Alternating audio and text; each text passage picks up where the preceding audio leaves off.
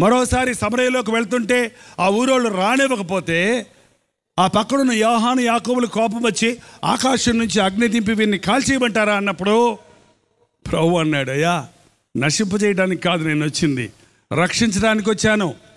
ఈ సమరయులందరూ రక్షించబడాలి. దేవుడు పాపాన్ని ద్వేషిస్తాడు కానీ పాపిని ఎప్పుడు ద్వేషించడు.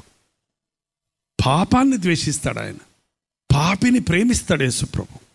ఈ సమరయులను దేవుడు ప్రేమిస్తున్నాడు అని ఎరిగిన ఫిలిప్పు ఆ ప్రాంతాలకు వెళ్ళి సువార్త చెప్తున్నాడు.